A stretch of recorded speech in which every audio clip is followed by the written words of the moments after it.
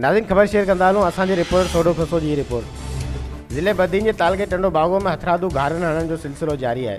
बदीन ज़िले अंदर हथरादू घारन लगण जी शिकायत जो ॿुधी मॉनिटरिंग सेल बदीन जी टीम जॾहिं टंडो बागो लॻ ॾेई शहर भरिसां अलीआबाद पहुती त उते मौजूद ॻोठाणनि ॿुधायो त उन्हनि रईस कबूल खटियाण पारां असांजे ॻोठनि खे ॿोड़ण लाइ हथरादू घारा हया पिया वञनि। जेके घारा लॻनि पिया ही हथ सां सादा जे करे रोड टोड़िया वञनि था, राजन खे बेघर कयो वञे थो, जंहिंमें उनड़ गॾु आहिनि, रईस कबूल खान खटियाण गॾु आहे, सॼी साज़िश आहे। असांजा सवें ॻोठ ॿुॾी आहे, बचा ॿेर ते चढ़ी आहे, असीं दर बदर असांजी देह काराइणियूं अलीआबाद सभु तबाह आहिनि, ॿुॾी चुकियूं आहिनि। अॼु बचे मौजूदु आहिनि, पोइ पंज रोड टोड़ियुनि पिया। छो सिमनालो जॾहिं पासे में सिमनालो पाणी खणे पियो, उन में ॾिनूं छो नथो वञे, छो रोड टोड़ियो थो वञे? अच्छा उहा ई कट बंदि करे छॾी अथनि, जेको सिम में पाणी वियो पियो उहा उहो ई बि बंदि करे रोड खे हर कोई टोड़े राजन खे दर बदर कयो थो वञे।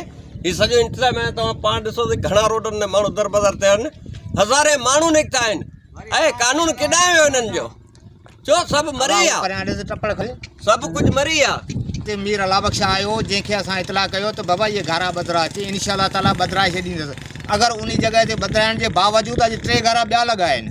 असांजो अर्ज़ु आहे हाणे असांजो एमएनए चूड़ियूं पाए पोतियूं ओढ़े घर वेहनि। उमेद आहे वरी इलेक्शन ईंदा, असीं दर बदर साल खनि खां पोइ ईंदासीं, वरी बसि गॾु आहियूं इनशाह। बाक़ी जेको उन्हनि खां पुॼे पियो असां लाइ कनि पिया। हुननि चयो त असां इन जी शिकायत MP अमीर अलाबख्श टालपुर खे बि ॾिनी, पर MP अमीर अलाबख्श असांजी हिकु बि न ॿुधी।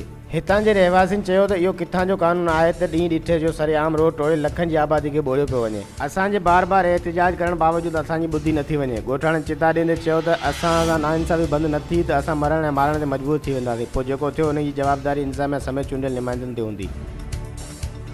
HRJD न्यूज़ मां फ़िलहाल एतिरो ई। वधीक ख़बरुनि अपडेट जे लाइ ॾिसंदा रहो HRJD न्यूज़।